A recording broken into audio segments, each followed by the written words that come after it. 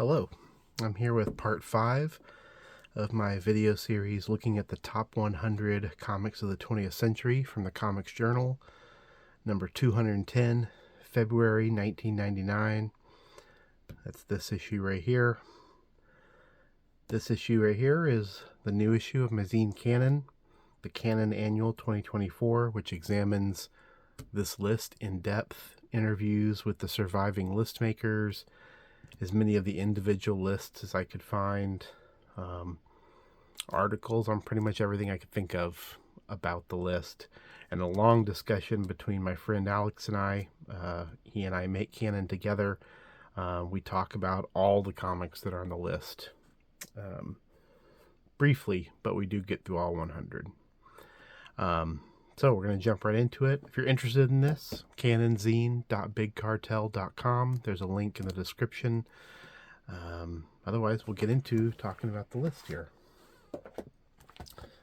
So, as I said, this is part 5. We're starting at number 60. V.T. Hamlin's Alley Oop. Ran from 1933 to 1971.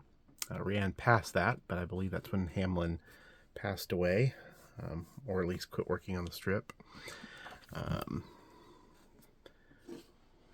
Alley Oop is the about a caveman named Alley Oop, and eventually he gets visited by a scientist with a time machine, and he ends up having a lot of adventures all throughout time. Really nice cartooning in these. I know, I like this strip quite a bit. It's a little, might seem a little workaday, but very well made, just very well crafted, good reads, and Alley Oop's a great character. There's a little company, what are they called? Yeah, it doesn't say on this book. There's a little company that's been releasing collections of Alley Oop at a pretty brisk pace, kind of 1 year at a time paperbacks. Those are widely available now. I'd highly recommend them. If you do decide to pick up some Alley Oop, make sure you get V.T. Hamlin, not, I believe it's Fred Grau is the successor.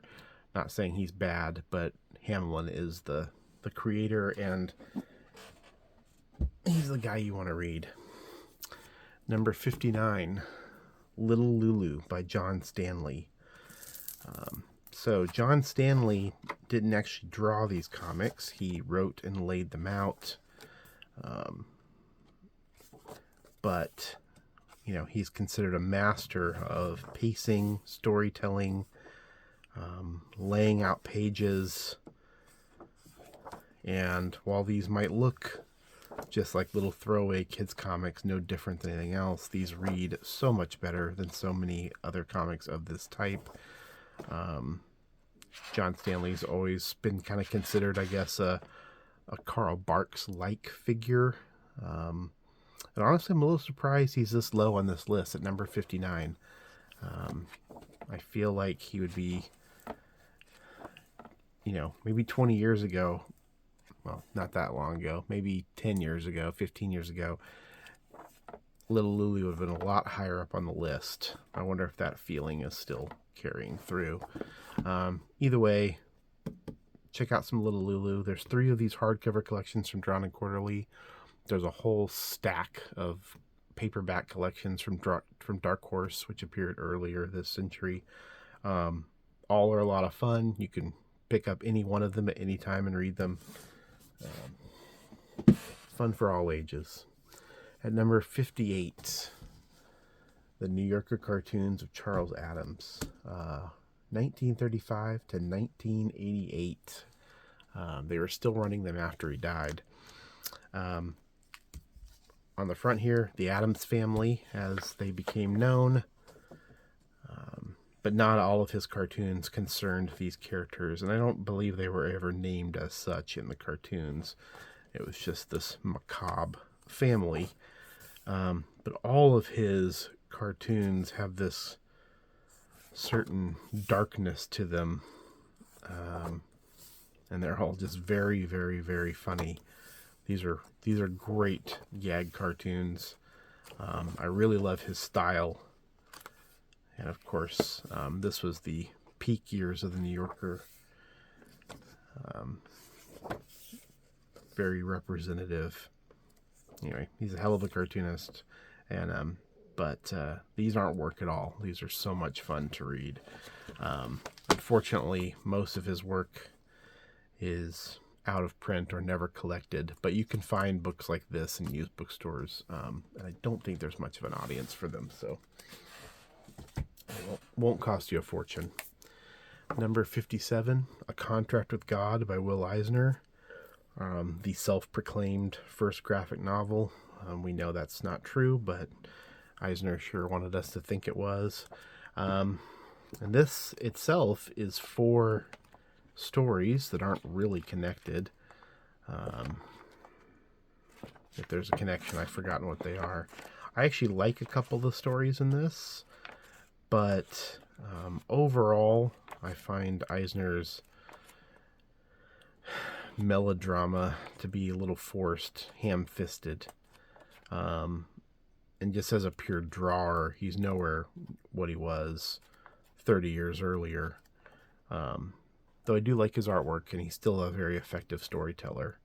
I like this book. I know it sounds like I don't. I like the book. I don't think it's great. I wouldn't put it on a top 100 list, but highly recommend reading it.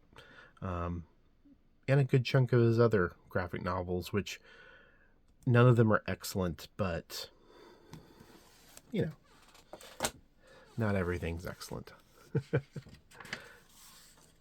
Number 56. Julius Nipple, Real Estate Photographer by Ben Ketcher. This ran in alternative weeklies.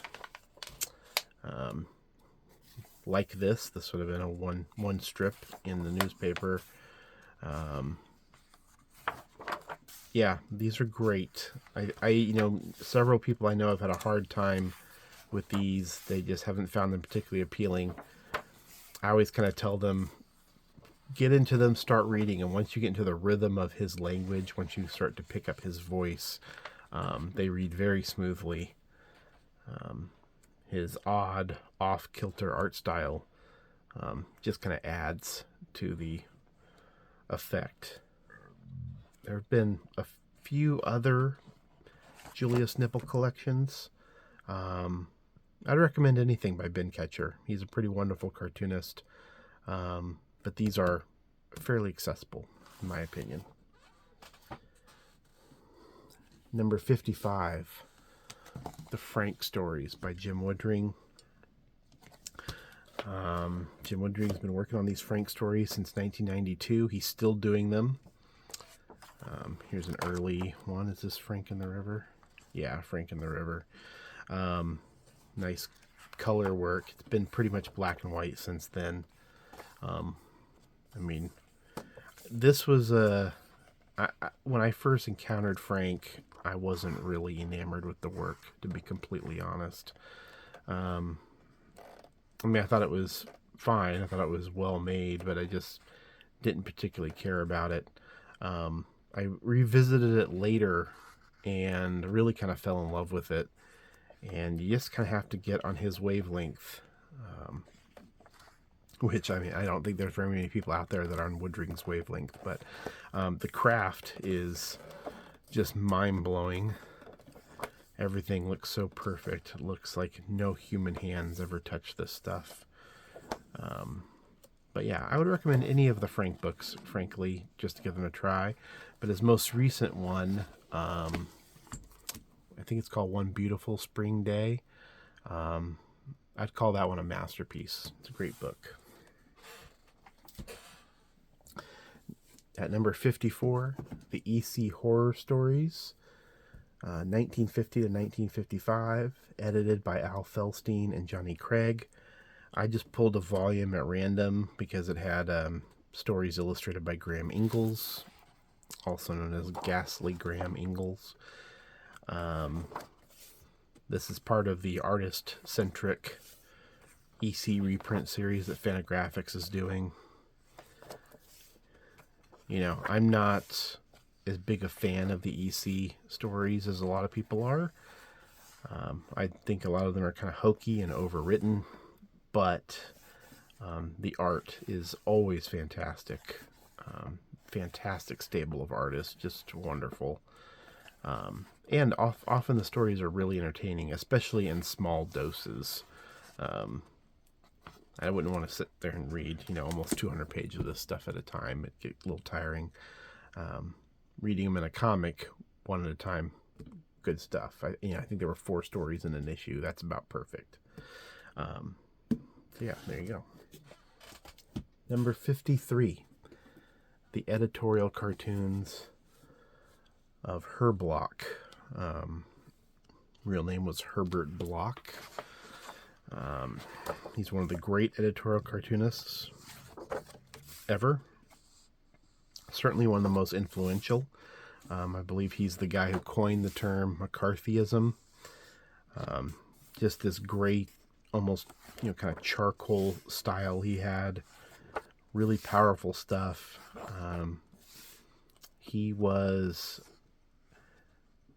at the time of the list in 99, he had been working since 1929, 70 years. Would die, not too long after, but was the Washington Post's staff cartoonist for many, many years. Just a hugely influential cartoonist. This mode of cartooning doesn't even really exist anymore, since the death of, most newspapers.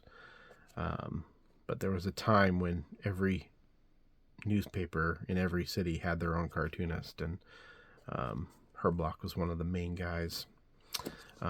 Good stuff. There are no comprehensive collections, but you can find books by and about Herblock in used bookstores all over the place. At number 52, It's a Good Life If You Don't Weaken by Seth. His first graphic novel. This was serialized in the pages of Palookaville. Has this kind of pleasing one color effect here. The cartooning is so much different from what Seth would eventually sort of evolve into. Here the line's a lot softer. This is a good book. To me, it's not really a great book. I don't know that I would include it on a top 100. But I do enjoy it. It's presented as autobiography, though it isn't really. But it's really nice work, and especially for a first serious work by a cartoonist, pretty impressive. It's been in print since it came out from Drawn and Quarterly, but I'd highly recommend it if you've never tried Seth. It's a good place to start. And at number 51, the Alec stories, 1981 to present. At the time of the list in 99, really, he's still kind of making Alec stories, even though at a certain point he just sort of shed Alec as a stand-in for himself, and it just became Eddie Campbell stories. But they're all kind of the same. They're more or less autobiographical. So you can see he has this kind of loose style, lots of tones and effects. Yeah, I think these are criminally low. I think these should be a lot higher on the list. This is really serious work by a great cartoonist. These stories, they go down, like a cold drink. You can just read one after the other. They're so great, so effortlessly read, and if something reads effortlessly, somebody put a lot of effort into it to make it that way. Eddie Campbell's very funny, which helps quite a bit. He's not afraid to get silly and just sort of make fun of himself. Really good stuff. Highly recommended. I'm not sure if this book is still in print. This is from Top Shelf, Alec, The Years Have Pants, which was kind of a full collection of all the Alec work. But I believe it's available in hardcover and softcover. Highly recommend it. Really, any of the Alec stuff you can find, I would say try it out. But this is a great one-stop shop. I don't know. I just can't imagine someone getting this and not being satisfied with it. But, you know, your mileage may vary. All right. That's it for part 5. As mentioned earlier, if you're interested in hearing more about this or reading more about this list, canonzine.bigcartel.com. It's exhaustive. It has a lot to say about this list. Okay, that's enough out of me. See you next time.